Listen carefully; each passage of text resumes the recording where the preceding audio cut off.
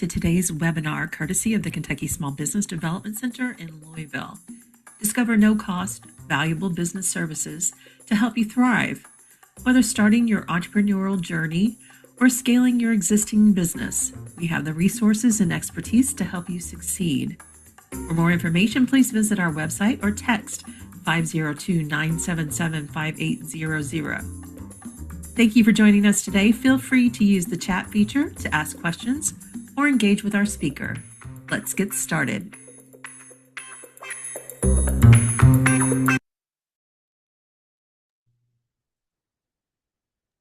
Hi, welcome everyone. Thanks for joining us on another Toolkit Tuesday. We try to build this our time today as just for real business owners, for people juggling all the stuff, the customers, the cash flow, you know how it is. So we're powered by the Kentucky SBDC, where we help entrepreneurs out through the noise and make sure you have smarter decisions and all the information you need. So each week we focus on one practical tool you can actually use and something that saves time or reduces stress or whatever we can come up with. So today we've got a great guest. Thanks for everybody joining. If you wouldn't mind, just always a reminder that at the bottom of your screen, look for the toolbar, and there you'll find the chat feature. And if you would mind just saying hello and tell us where you're joining from. If you have any questions or comments, put them in the chat and we'll get to them in the end. And I'd like to introduce our guest today, Patrice Miles. She is with the Entrepreneursaurus, kind of a franchise finding service. And, I'll be honest, for a long time with the businesses I've owned, I was always kind of like, I don't know about franchises. Well, who needs that? But through a weird series of events, as my life usually goes, I did end up owning a franchise. And I thought, well, this is pretty cool because I don't have to really figure things out. It's kind of laid out for me. It worked out really well. So Patrice and I had worked on some other things recently. I thought, Patrice needs to come and share some of all this good stuff. So Patrice, how are you today? I'm good. Thank you so much for having me on. Yeah, glad you could fit us in. So again, just if you have the chat feature down at the bottom, just click the chat button, put your questions and comments in there, and make sure you say hello and tell us where you're joining from. That's my favorite thing to see all day long. So with that, let's just dive right in. I'm going to turn it over to you, Patrice, and let's All right. dive in. Sounds good. Let me share my screen and then we can dive right in. So let me know you can see that. Looks fantastic. Great, great. So, as Dave said, my name's Patrice Miles, and so I am a franchise business owner also of the Entrepreneur Source. My husband and I, we run this together. I do all the coaching, and he does everything behind the scenes. So that way, I have the joy of just getting to talk to people all day long. So basically, we're your one-stop shop for all things entrepreneurship. Whether someone wants to start a business, buy a business, invest in a franchise, whatever it might be, I offer free coaching so that they can just go out and explore what business ownership would look like in their life. So I provide just tools and education and resources so that they can go and explore business opportunities, actually here in Louisville, Kentucky, but anywhere in the nation.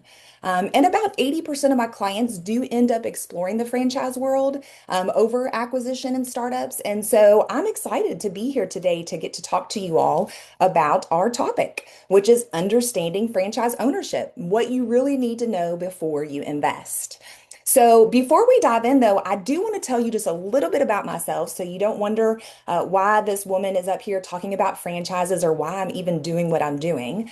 And so my background is actually in real estate. In 2003, I got my real estate license. My husband built houses. I sold them. Wonderful partnership. In 2008 hit, and a lot of you know what happened in 2008. We had a housing crisis.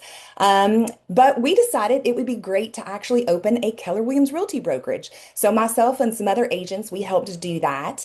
And that was a franchise model. So we got to experience a startup, our home building business, and now we got to experience the franchise model. But then we went on a missions trip with our church, and we had an unexpected turn. We felt called to missions. So in 2013, after a missions trip with our church, we moved to Nigeria, Africa for 6 years. Yes, let me repeat that. For 6 years, we lived in the wild, wild west.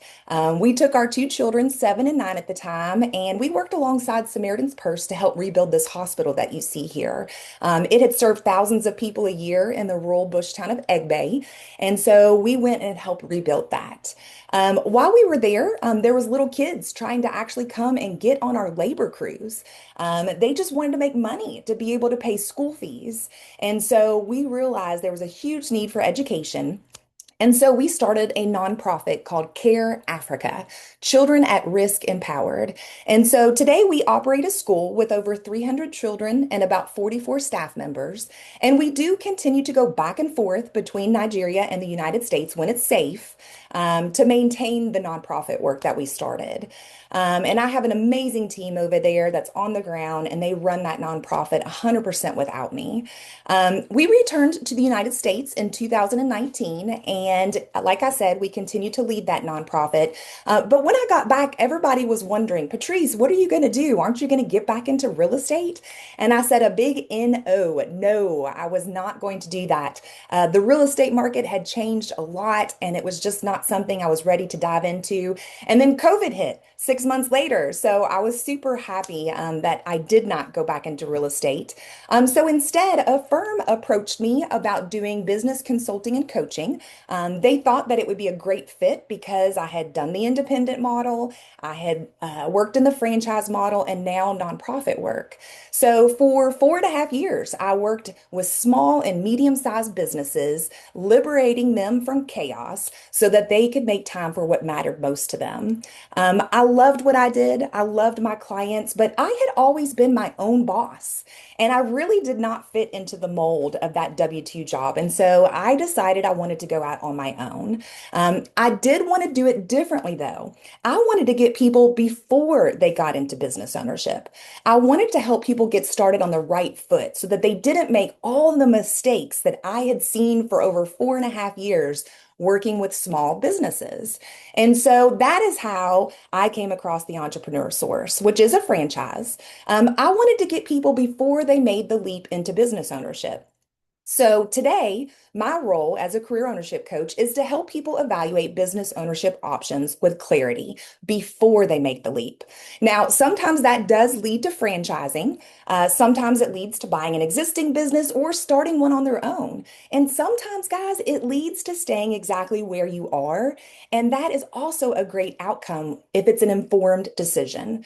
Business ownership is not for everyone, and that is okay. But why franchising?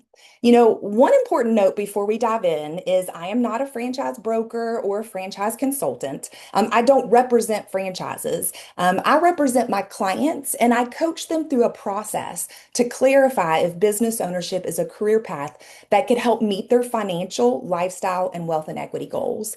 I do have about 300 franchises that I am in a relationship with, and I have the joy of exposing my clients to those opportunities, but only if they are ready. So, first things first, guys. Not all franchises are alike. They are very different. There are great ones and there are not so great ones, which is exactly why having someone unbiased walk you through the discovery process really does matter. So, my goal today is to really help you understand what a franchise is, who it tends to be a fit for, and who it is not a fit for, and then what a healthy discovery process should actually look like. So, we're going to dive in. And I want to ask this question. What do most people think of when they think of franchises? Well, what I get a lot of times is McDonald's, French fries, or Chick-fil-A. But guys, only 30% of the franchise industry is food related. There is a whole 70% left out there. And these are just a few of the categories. The IFA actually reported in 2025 that there are about 851,000 franchise establishments in the US, over 3,000 distinct franchise brands. So there's over 40 different industries in the franchise world. Some of the top ones that I'm seeing right now, just because people feel that these are recession proof and also that AI can't take any of these over, is the home services industry. People are always going to need repairs on their home or a remodel or a service. Senior care services is another big one. Boomers are aging out quickly right now, and and there's really not going to be enough assisted living facilities and nursing homes for them. So anything that allows them to age in place in their homes is going to be a big option. Pet services and children's services are another big one right now. Guys, people are going to spend money on their kids and pets and eat ramen noodles if they have to in order for them to be taken care of. So let's move on and let's talk about franchises and who they are for and who they are not for. So what a franchise actually is and is not? First of all, at its core, a good franchise is a proven business model with established systems. You are buying a system, not buying success. You still own and operate the business. So, like I said, at its core, a good franchise, a good one, is a proven business model with established systems, brand standards, and support, not just in the beginning, but for the life of the business. You are not buying a job and you're not buying passive income. You are buying a blueprint, and then you are responsible for following it. Let me repeat that. You are responsible for following it. So, who are franchises for? Someone that wants structure, guidance, and support. People who like operating within a system, and someone who is coachable, and someone who wants speed to market. What these qualities really point to is how you like to operate. Franchising is not about inventing, it is about executing. The people who do best in this model are the ones who are comfortable saying, I don't want to or have the patience to recreate the wheel. Just show me the playbook and I will run it. I need to be profitable as soon as possible, and I don't have years to put the playbook together all by myself. If you enjoy improving and managing a system rather than building one from scratch, then that is a strong indicator that the franchise model could suit you. And guess what, guys? You don't need to know anything about the industry in order to be successful in the franchise model. If you don't believe me, then listen to my podcast at Journey to Business Ownership, where you will hear over and over again individuals who left corporate jobs in finance, HR, hospitality, manufacturing, and they went into a franchise that they knew absolutely nothing about, and they are thriving simply because they followed the blueprint. So you can find me on YouTube, Spotify, and Apple at Journey to Business Ownership, but you can see a few of these on here. So the first one, from corporate layoff to purpose-driven business, Jeff Crittenden. So Jeff was actually a Xerox salesperson, and now he is working as a senior advisor for assisted living. The one at the bottom, that is Mark Eddy. So he was on the trading floors of Chicago and now owns Fastest Labs, which helps people with lab testing.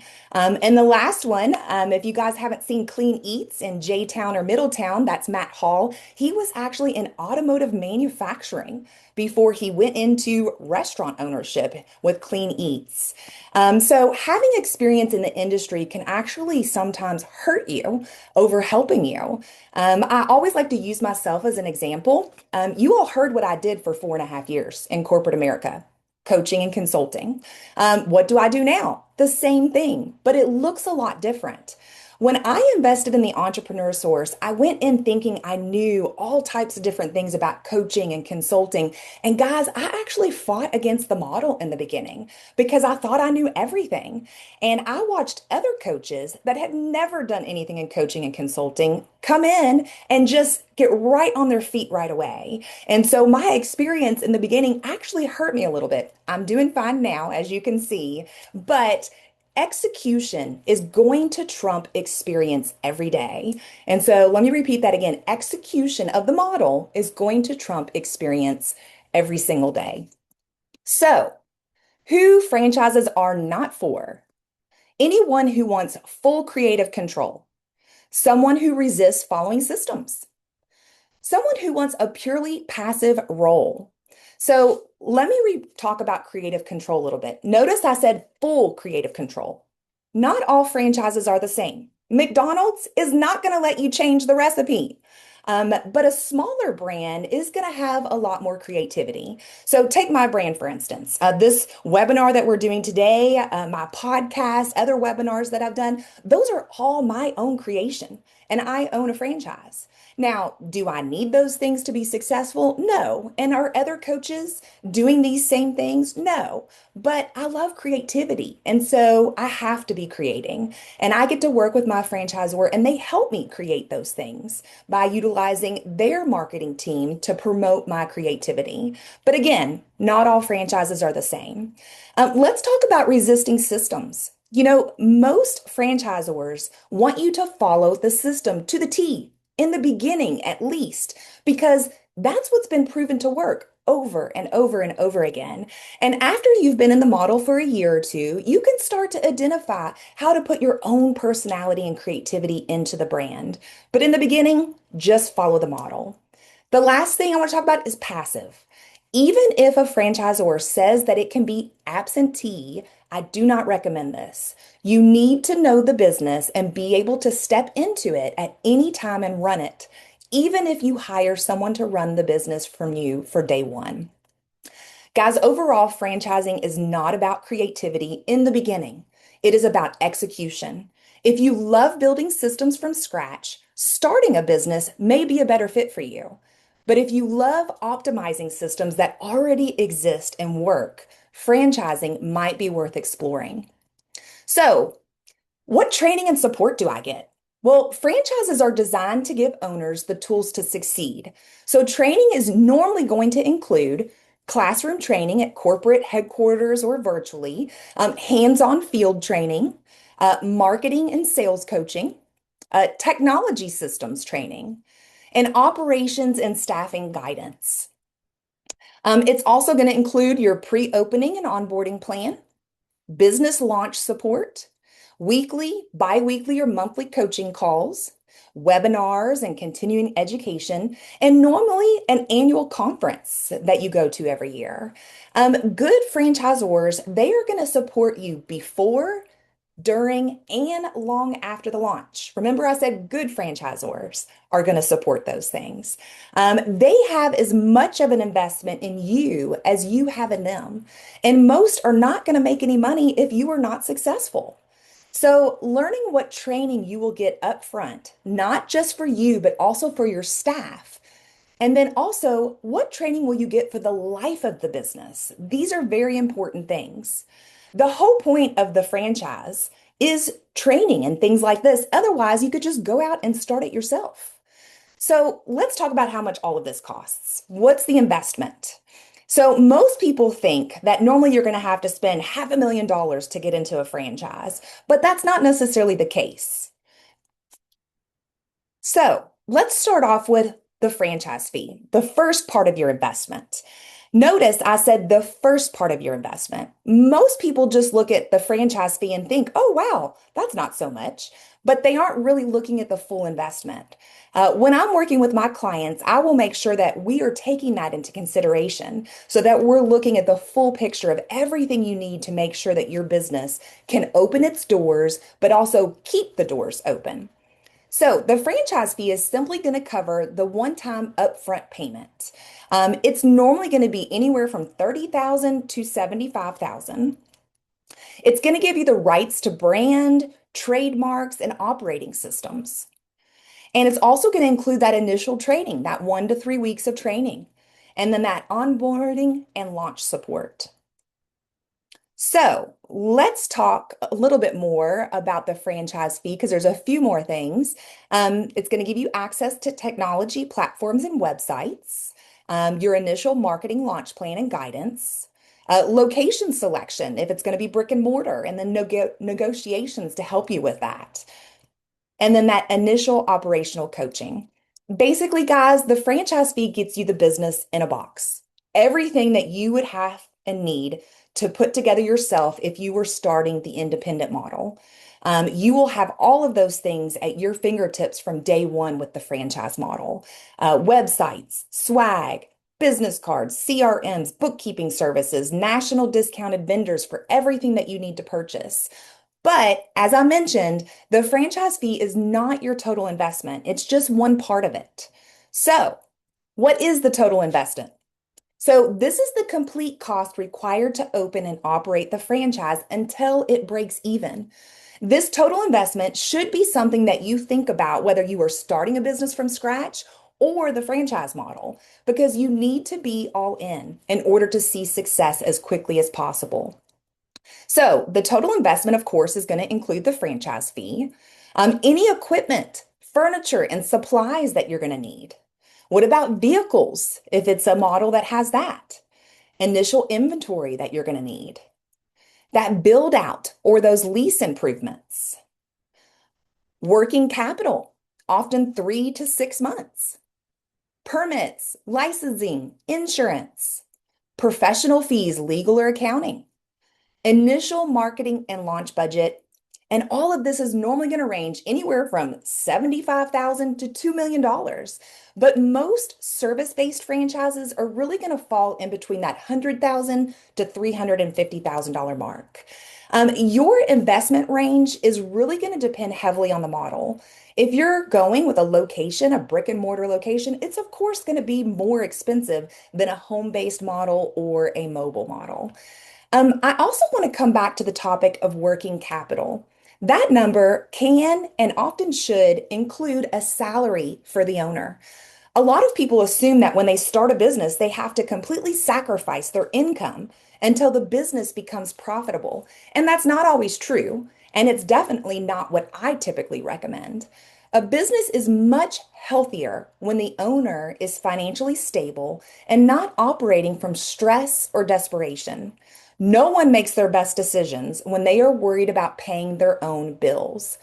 I do not want any of my owners to be eating ramen noodles because financial stress creates a business owner that will make bad decisions out of desperation in their business.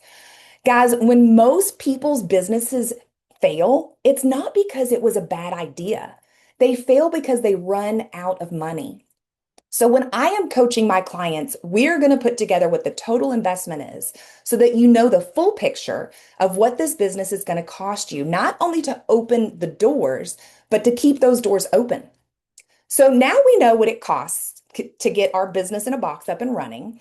Let's talk about ongoing costs and support so we are successful. And that is what royalty fees gets you. So, what are royalty fees? Royalty fees are going to be anywhere from 4 to 10% of revenue, or sometimes they can be a flat monthly fee. Remember, I said not all franchises are alike. It's going to get you that ongoing franchise support. It's going to get you operational coaching and field support, access to any updated systems or tools or best practices that they create over the years, and research and development of any future programs. Um, Royalty fees are ongoing payments. Sorry, guys. There we go. Royalty fees are ongoing payments that you make to the franchisor for continued access to the business model. The branding, the support, the marketing, coaching, research, development, and updates. Royalties ensure that the franchisor remains invested in your long-term success. Most franchises are not going to make money if you don't make money. So let's also talk about what marketing brand fund fees are. Marketing brand fund fees are going to be anywhere from 1 to 4% of revenue, or again, a flat monthly fee. These are those national marketing campaigns, the commercials, the billboards, all promoting the brand all over the nation. Any type of digital brand efforts, any type of SEO or pay-per-clicks that they're doing for the brand to bring leads in, website development and maintenance, and then media buying and advertising strategy. Most franchises require a national or regional marketing contribution, and it's often separate from royalties, so it's something you need to get clarity on. Good franchisors will also provide local marketing guidance, helping you plan, launch campaigns, and ongoing lead generation. So, Let's talk about what the franchise discovery process looks like. We know kind of a lot of information now about what the franchise is. So now I want to go out and explore. I want to look at a few options. What does that look like? Well, first of all, if you're working with me, we are going to take our time before we dive into franchise exploration because this is a big decision and you need some education before you dive in. So, step number one is we're going to do some business ownership assessments and set some goals. I'm going to use a DISC personality test first, and some people love these things, I know, and some people hate them. But it really does help me get to know you quickly and what your giftings are, and not, which is pretty important in the business ownership model. We're also going to look at financial goals, lifestyle goals, and wealth and equity goals. Financial goals are a little important because I need to know, what do you want this business to pay you? Is it going to replace your current income? Does it need to cover your benefits that your W-2 job used to provide for you? Because a business can be profitable and still not meet your financial needs if you don't know what those are. Lifestyle goals. This is going to answer, how do I want this business to fit into my life? Am I looking for full time or semi absentee? Do I want to work nights and weekends or do I just want to keep it to weekdays? Do I need something with travel flexibility? If a business doesn't fit your life, it will eventually run your life. And so we need to identify that before we even start looking at franchises. And then the last one is wealth and equity goals. What do you want this business to become? Are you wanting to build something that you can sell in the future? Are you wanting to own a business that is an asset, not just a paycheck? So some franchises, they are great income businesses, where others are great wealth building businesses. And knowing which one you want really does matter. So, step number two is going to be education around funding and industry. So, we're going to talk about franchises. Some of you all might know a lot already, and we've learned a little bit today, but most people that I work with, they don't know a lot about it. And so, I want to make sure that you are educated and prepared for discussions with franchisors. We're going to talk about financing, determine how you would fund the business. And what are all the different vehicles of financing that are available to you? There's ROBS, SBA, HELOC, unsecured financing, grants. Dave and his team do a great webinar on all the different types of financing options. And so we, of course, need to know that. We also need to talk about industries that you're interested in. And then step three would be to discover three franchises. I would go into the brands that I have in my list that I am in relationship with.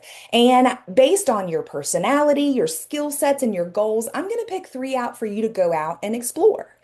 And together, we would start to explore those opportunities. I recommend to all my clients that you should explore at least two to three because they're not all the same. And you need to understand what the differences are. You need to compare and contrast, not just two to three different franchises, but really two to three different industries and two to three different models. If you like children's services, maybe you should also explore senior care services or pet services. If you're thinking you definitely want a brick and mortar location, it's worth also exploring a home-based model or a mobile model so that you are truly getting educated on all the different opportunities that are out there and which one is going to be the best fit for you. So, let's talk about what conversations are going to look like with franchisors. So, this is the different stages of discovery. And I know this is a big slide, but basically, the way that it works is you're probably going to have about 6 phone calls with the franchisor over a period of about 4 to 6 weeks. And so, that very first phone call is really just an intro call with them, getting to know you a little bit more. Why are you looking at franchises? What did you do before? And then the next phone call is where they'll really start to dive into the model. They'll start to maybe show you a presentation, maybe show you some pictures of other locations, but they'll really dive into what the investment is and the royalty fees and all of that fun stuff. And then the third call is now where they will dive deeper into the financials and the FDD.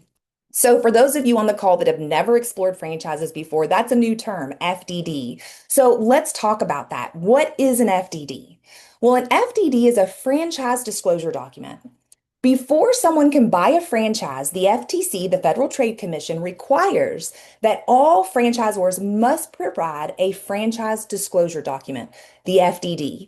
They have to do this at least 14 days before any agreement is signed or money is exchanged. And it is a legal document that every franchisor must provide to you before you invest. It includes 23 items and is over 200 pages long. It's going to detail out the business, the fees, the risk, the financials, training, and legal structure. So, just a few of the things to pay attention to is going to be items 1 through 4. What's the background and the history on the franchisor? It's also going to have items 5 through 7, where it's going to tell you all those fees that we've talked about, the royalty fees, the marketing fees, what that total investment is. It's also going to break down any approved supplies and purchase guidelines. If I'm getting into this, do I have to buy all my supplies from a certain vendor, or am I free to purchase those anywhere? Item 10, what are financing options if they offer that? Item 11, what's that training and ongoing support look like? It's also going to talk about territories. Is there territories, and what are your rights within those territories? It's going to also talk about financial performance representations. What is the gross revenue on their best performers and kind of the middle performers? And then what's their lowest performers looking like as far as those gross revenues? And then what about the franchise system? What has growth looked like over the years that they've been franchising? And then item 21, which is the franchisor's financial statements. And then last but not least, there will be in there the franchise agreement. So that way you can see what a franchise agreement looks like with them. So coming back, that was number 3, the FDD. I know that's a lot of information, but number 4, that fourth phone call, is probably my most favorite. This is what we call validation, where you actually get to talk to other franchise owners all around the nation who are actually running the business. I tell everyone this is where the truth lives. It's where the light bulbs should go off. And this is really one of my favorite parts, because you actually get to talk to people just like you who are running the business. Now, let's talk about a couple different things, because a lot of franchisors will tend to put people on these group calls, which are really nice, but we need to kind of talk about group calls versus one-on-one calls with owners. So group calls, where they put you on maybe with one business owner, and there's several other people just like you who are thinking about, the franchise, and you guys get to ask questions to those owners. And those are very valuable, because you're going to hear questions that you may never have thought of to ask, that somebody else will ask. You're going to hear what others maybe are worried about, and you're going to see how owners actually talk about the business publicly. But here's the risk with group validation calls. A lot of times people do not always ask the hard questions in public like that. Sometimes answers can really stay surface level, and struggles are often going to get softened. And then those financial and lifestyle questions sometimes get skipped because people feel like, oh, that's too personal. So group calls tend to show you just the highlight reels. So if in those group calls, the hard questions are not getting answered for you, I have all of my clients request one-on-one conversations with the owners, because we know that private settings are going to create honesty, and owners are going to be a lot more open about their challenges. So the quality of your validation is only going to be as good as the questions you ask. So I do have a list of questions that I give to all my clients to make sure that they're getting the answers to any fears that they have, concerns, or assumptions that they have about that model. But one more mistake that I do see sometime in this validation is that you only talk to rock stars that are just doing really great in the model, which is good. We want you to talk to rock stars because that allows you to see what's possible in this franchise, but they're not enough. You need to talk to an owner that's really only been in the business for about a year, so you can truly understand what the first year of running this business could look like for you. You want to hear what their struggles were that first year, what they would have done differently. And then we also want to talk to an owner that's maybe been only doing it for 2 to 3 years, just so you can kind of see, what does the light at the end of the tunnel look like? So rock stars are going to tell you what's possible, but newer owners are going to tell you what's probable. So after your validation, steps number 5 and 6 would happen if you still wanted to move forward after those conversations. And so After you have those conversations, if you think that, yes, I am still super excited about this, I can see myself doing this, then five, you would get to meet the team. Sometimes they would fly you down to their headquarters. You would get to meet them, meet other people exploring. They might have a discovery day. Sometimes it's just virtual, but that would be step number five. And then step number six is once you've gathered the facts, you'll have a point of clarity of whether or not, yes, I'm moving forward. And then that's when they would present that franchise agreement. So, as I mentioned before, my role is to help people evaluate business ownership options with clarity. And sometimes that does lead to franchising. Sometimes it leads to buying a business or starting one from scratch. And sometimes it leads to staying exactly where you are, which is also a good outcome if it is an informed one. So, my goal with this webinar was not to tell you which path is best, because franchising is not for everyone. It was just to give you enough clarity to ask better questions so that way you can avoid expensive mistakes. Most people start this journey alone. They Google best franchises. They maybe talk to someone that owns a business, or they visit a booth or two at an expo and maybe speak with one franchisor and then kind of stop there. Most people don't realize how limited their view is when they're looking from the inside. It's really hard to make a clear decision when you're only seeing a very small piece of the picture. So, my role as a career ownership coach is to walk alongside you through the process and to help you slow it down and then widen your lens and make informed decisions that align with your life, the life that you actually want to build.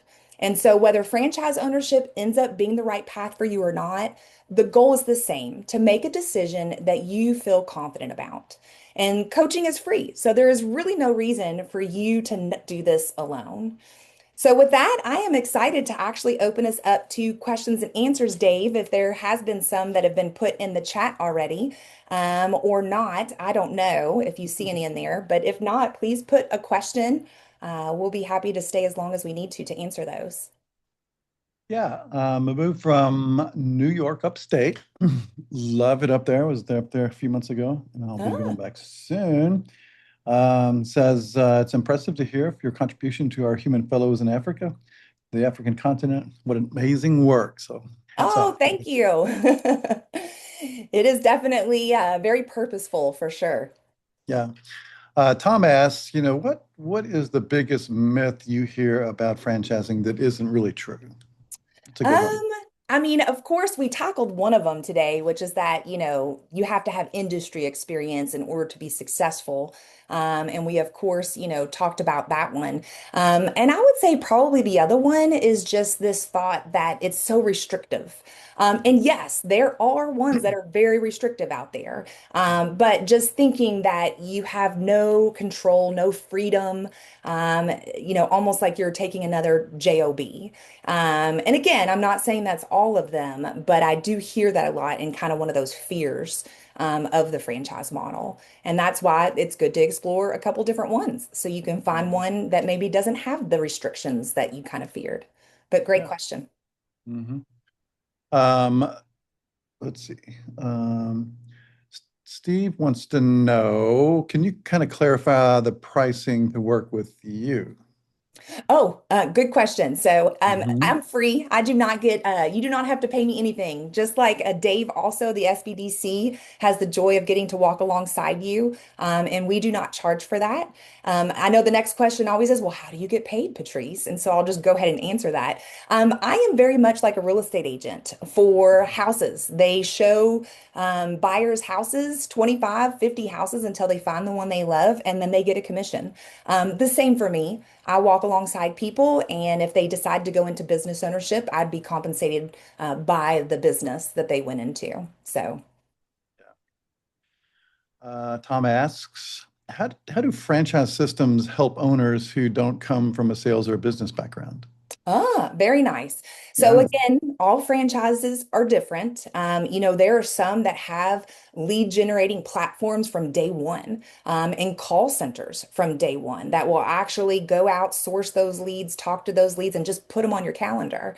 Where there are going to be other models that are going to be a lot more sales heavy, and it is going to require you to kind of hit the pavement, to go to networking events, to, be members of chambers and BNI groups.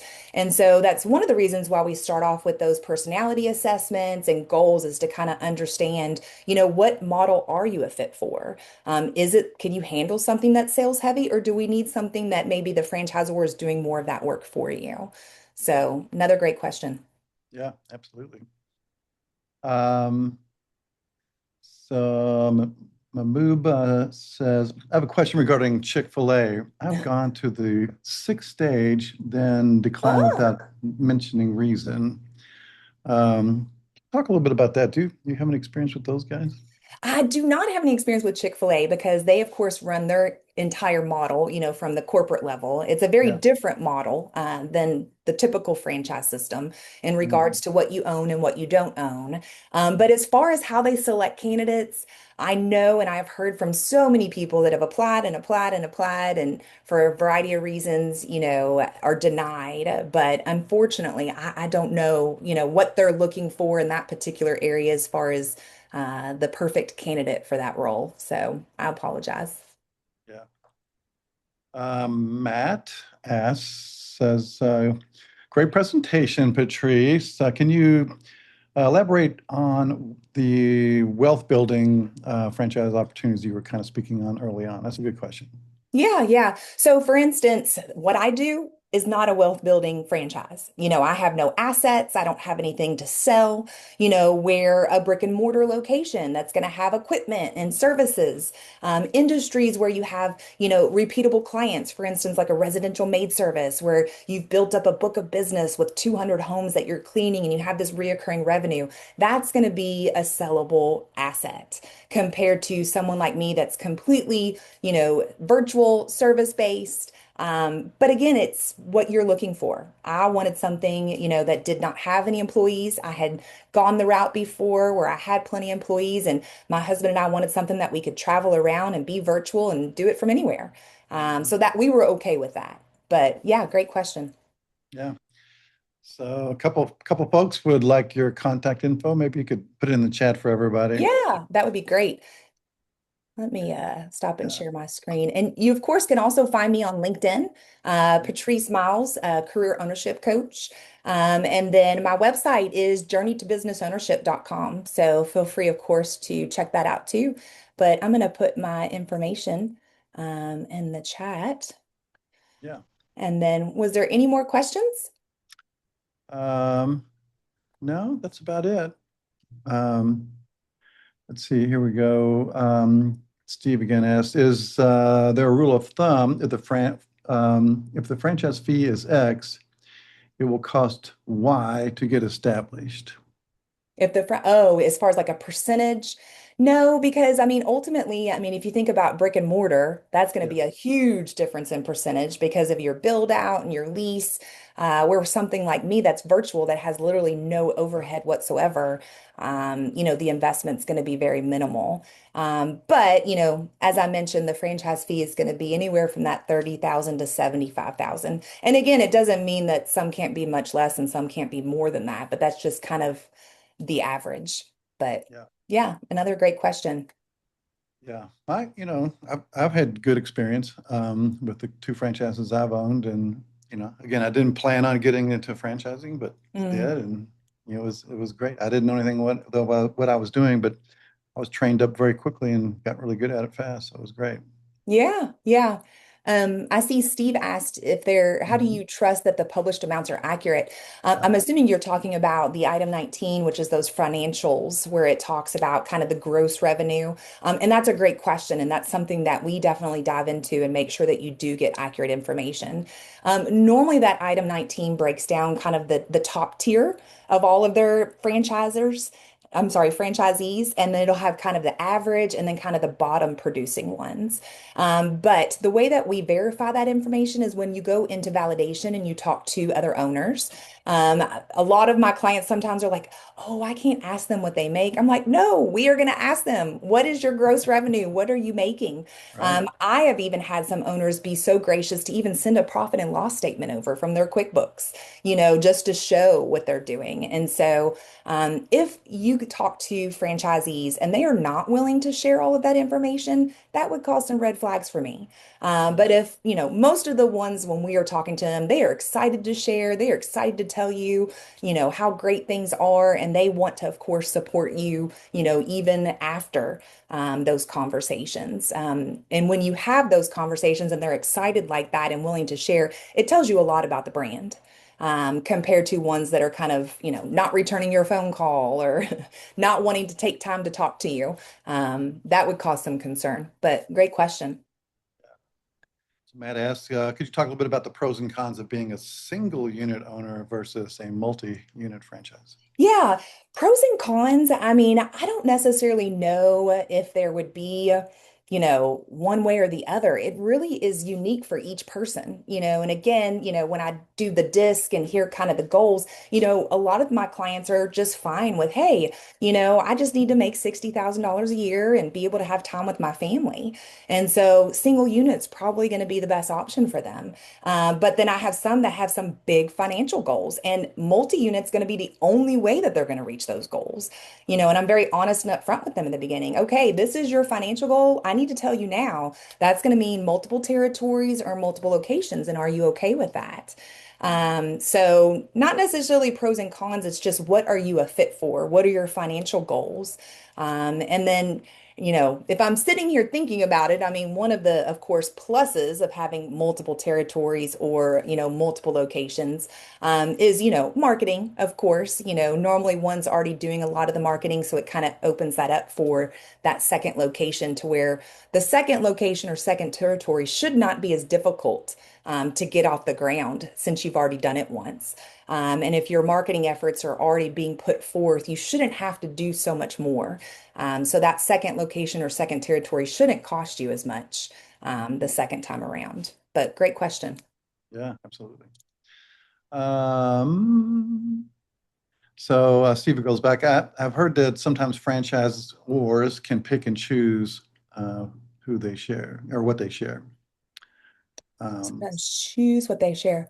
Oh, yes. Yeah. I mean, those first two phone calls, you're meeting with the development team. And of course, they're selling you on why the franchise is fantastic. And that's their job. That's what they're supposed to do. And that's why you, of course, want to see the FDD to be able to verify, that what they've told you is correct. But it's also why you want to go into validation and talk to other owners to again say, hey, they told me this, they told me this, they said this. mhm. Is this how it worked for you? Is this, how it happened for you? And getting that validation is pretty important. But no, I agree with you. Some can be very salesy and then some can be a little bit more not so salesy.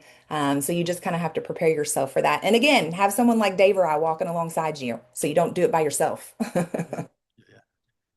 Yeah. So Maboob asked about some low startup capital franchises.